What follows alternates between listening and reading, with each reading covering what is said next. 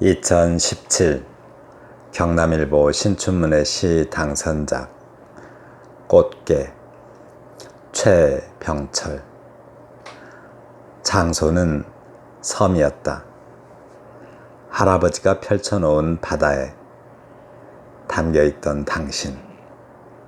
잠시 뭇에서 맡은 쇠냄새만 해안선을 따라 옆으로 맴돌고 있었다.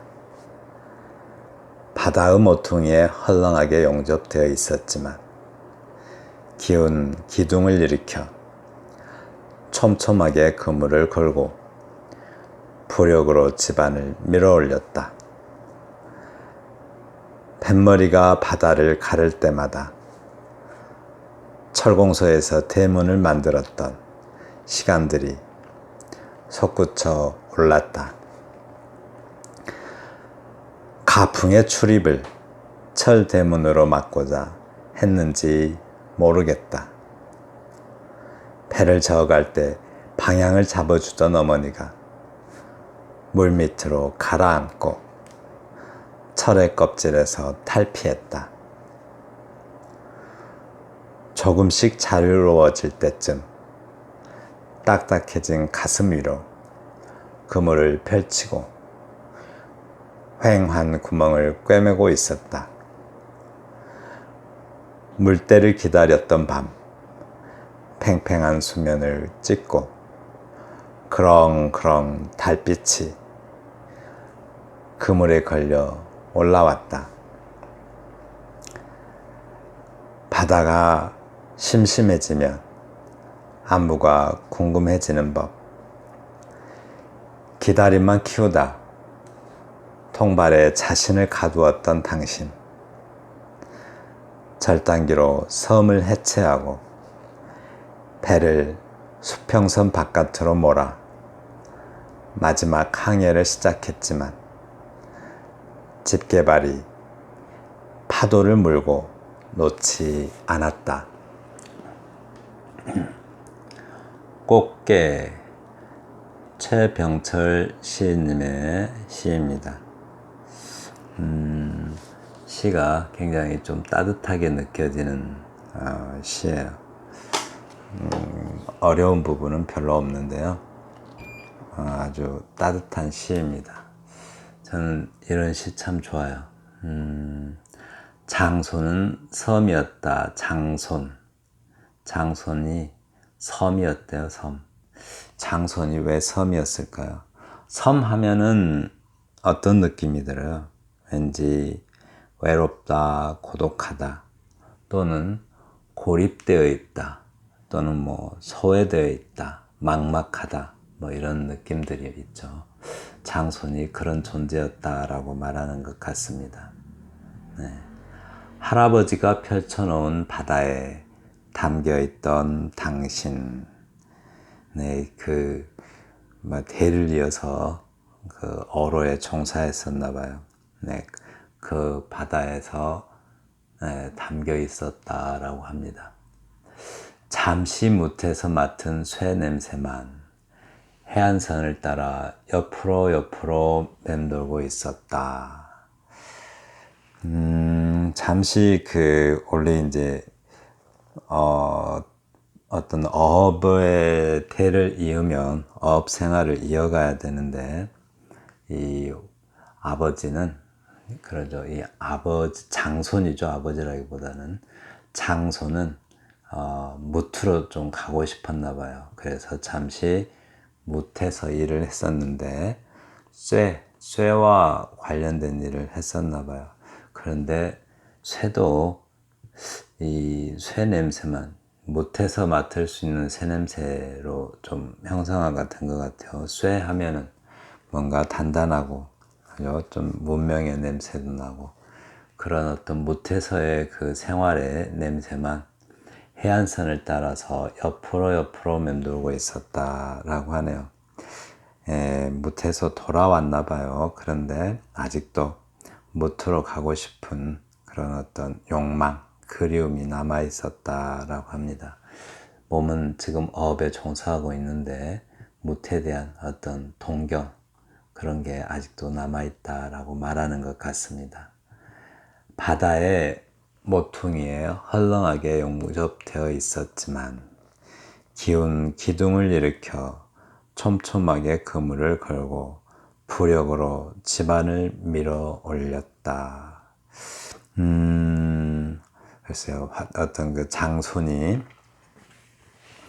육지 생활로 그 장손이 가업인 어업을 이어받지 않아서 배가 기울듯 어떤 집안이 기울었는데 돌아와서 그 가업을 이어받아서 배를 띄우듯 어떤 집안을 일으켜 세웠다라고 말하는 것 같습니다. 네. 그리고 부력이 뭐죠? 부력, 뜨는 힘을 말하죠. 띄우는 힘, 뜨게 하는 힘. 뱃머리가 바다를 가를 때마다, 잠시만요. 뱃머리가 바다를 가를 때마다, 바다 하면 이런 느낌이 참 좋죠.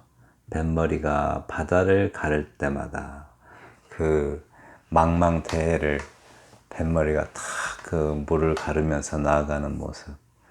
이게 뭐 흔히 볼 수 있는 표현이지만 늘 항상 새롭게 느껴지는 표현이기도 하는 것 같습니다. 뭔가 나아가는 모습은 아무리 똑같이 표현을 해도 새롭게 느껴지죠. 나아가잖아요, 이렇게. 그래서 철공소에서 대문을 만들었던 시감들이 솟구쳐 올랐다라고 합니다. 그러니까 뱃머리로 어로 활동을 하기 위해서 뱃머리가 바다로 나아갈 때마다 철공소에서 대문을 만들었던 시감들이 솟구쳐 올랐다고 해요. 그러니까 어떤 어로에 종사하면서 여전히 그 짧았던 어떤 그 못해서의 생활, 그 생활이 자꾸 떠올랐다고요. 기억 속에 떠오르고, 그리고 여전히 그 생활을 아직도 동경하고 있다라고 말하는 것 같죠. 그런데 철공소에서 대문을 만들던 가풍, 그러니까 철공소에서 대문을 만들었다고 하는데 가풍의 출입을 철대문으로 막고자 했는지 모르겠다라고. 화자의 생각이죠. 설마 장손이 그런 생각으로 그 철대문을 만들지는 않았겠죠. 그러니까 화자가 보기에는 그 장손은 그만큼 대를 이어서 일하고 싶은 마음이 없었나 봐요.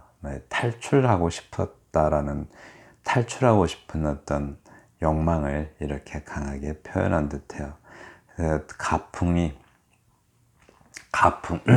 그 가풍의 출입을 막고자 했다고 할 정도로, 네, 장손은 그걸 이어받고 싶지가 않았었나 봅니다. 네. 그리고 배를 저어갈 때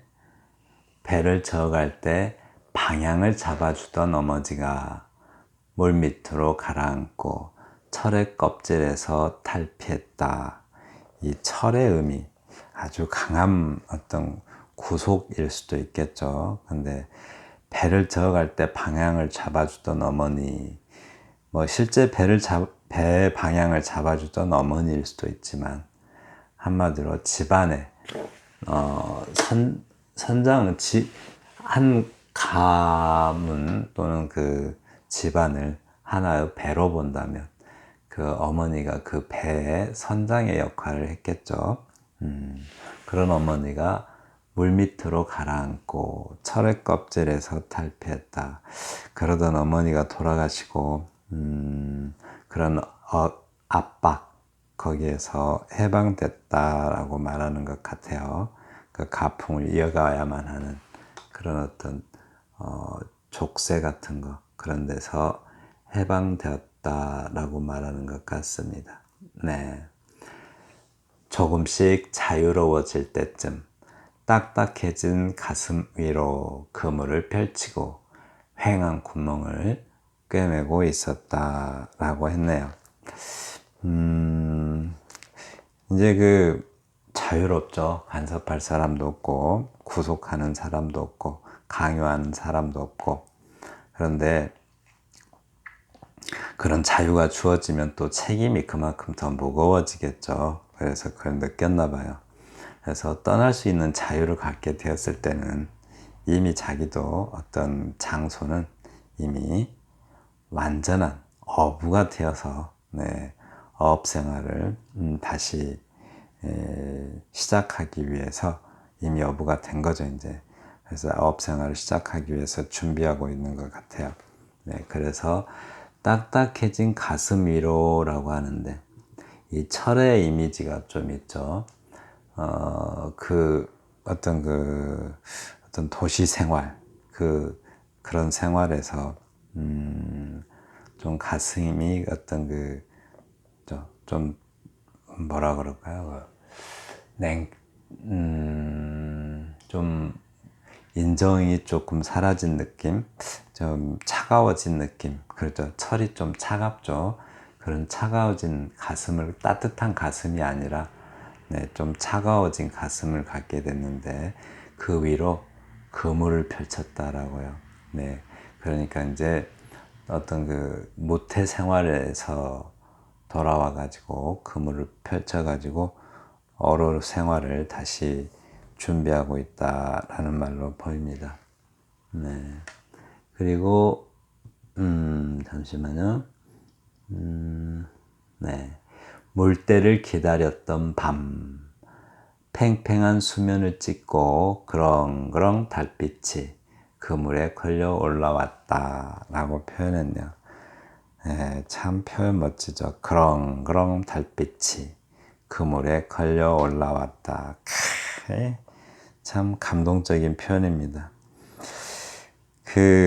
그러니까 그냥 그 순간에 어떤 뭐랄까요, 무흐한 어떤 흐뭇한 어떤 심경을 표현한 것일 수도 있지만 달빛과 함께 했었던 어떤 추억, 그런 것들이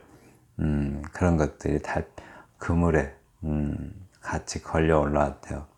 근데 이 느낌이 그렁그렁 하면은 좀 어떤 느낌이에요? 눈물이 좀 그렁그렁 하다라고 그런 어떤 슬픈 추억의 느낌이 나죠. 그리고 달빛. 근데 그물에 걸려 올라왔다고요. 이 상태는 물론 그물이 그 물 밑에 있었겠지만 햇빛이 물결 위에 붙이면은 좀 반짝반짝 하는 거 있죠. 이렇게 햇빛이 물결 위에서 이렇게 반짝반짝 하는 거, 반사되는 거 같죠. 그런 것들을 윤슬이라고 해요. 윤슬. 네, 그러듯이 달빛이 마치 그런 모습으로 비치니까 이렇게 표현한 듯해요. 그러니까 물결이 막 치는데 달빛이 거기 비치면은 물결은 그물 모양이 되잖아요. 이렇게 그물처럼 보이기도 해요. 근데 그 위에 빛도 이렇게 반짝반짝하고, 그런데 그때 눈물이 좀 어떤 화자의 감정이라도 할 수 있겠지만, 화자가 뭐죠, 화자의 감정일 수도 있겠지만, 화자가 장손의 입장이 되어서 그 감정을 이렇게 표현하고 있습니다. 바다가 심심해지면 안부가 궁금해지는 법. 기다림만 키우다 통발에 자신을 가두었던 당신.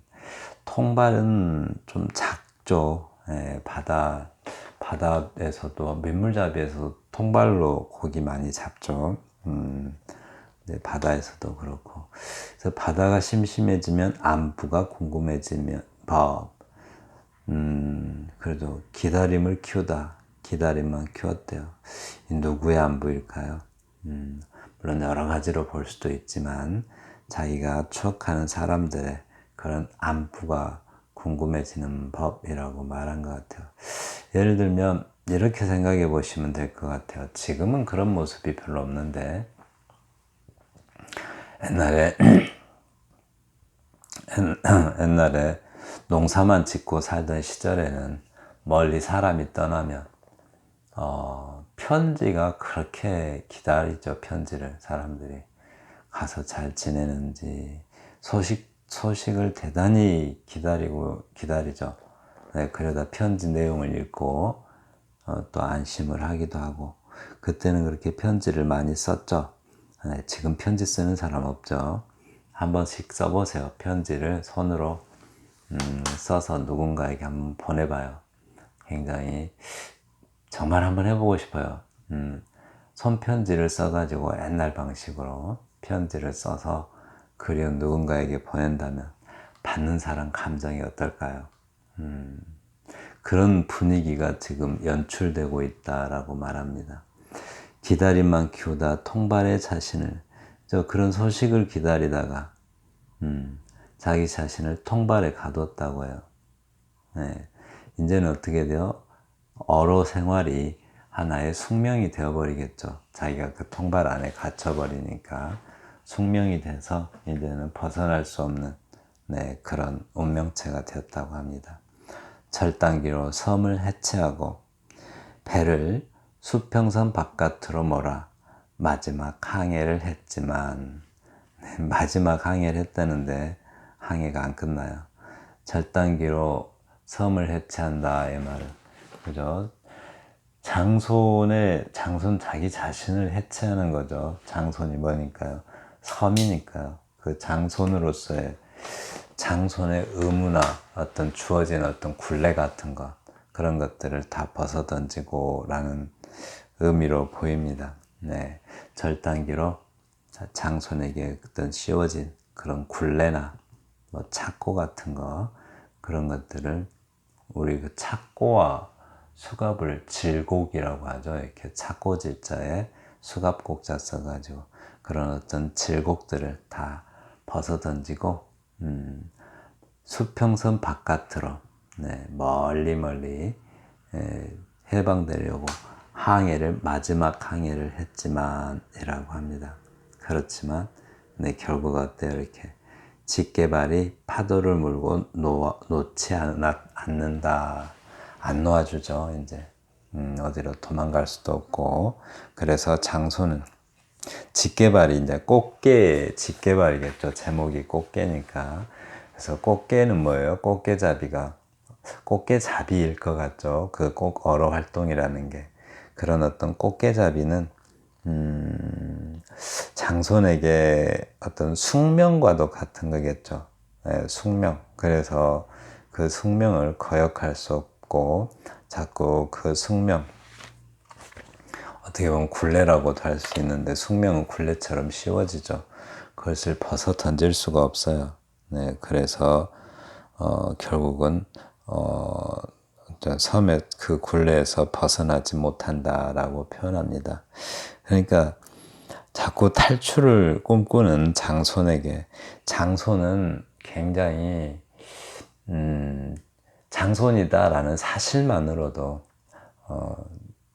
지금은 뭐 그런 거 없죠. 장손 아닌 사람이 거의 없으니까.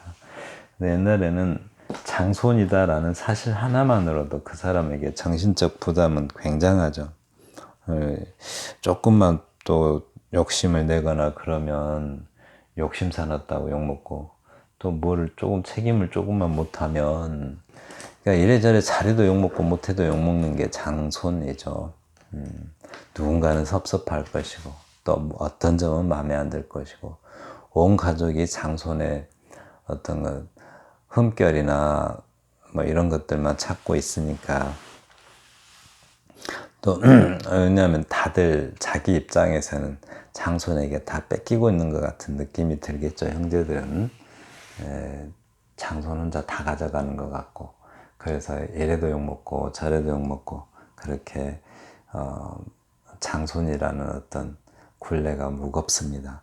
네, 그래서 그래서 결국 그 숙명에서 헤어나지 못한다라고 말합니다. 우리가 운명과 숙명을 이야기하죠. 어떤 사람은 운명, 숙명. 운명은 뭐고 숙명은 뭘까요? 숙명은 영어로 fate라고 하죠. fate. 그리고 운명을 destiny라고 해요. destiny. 근데 운명은 자기가 살아가면서 운영하는 거잖아요. 자기 목숨을 운영해 가는 것. 그래서 정해져 있는 것이 있기는 하지만 자기가 살면서 그래도 바꾸려고 시도라도 해볼 수 있는 거죠. 바꿔볼 수도 있는 거고. 그러나 숙명은 도저히 바꿀 수 없는 겁니다. 바꿀 수 없는 그런 운명을 가리켜서 숙명이라고 합니다. 네, 참 어떤 그리움의 어떤 느낌이 가득한 그런 시였습니다. 꽃게 최병철 시인의 시를 우리 함께 감상해 봤습니다. 감사합니다.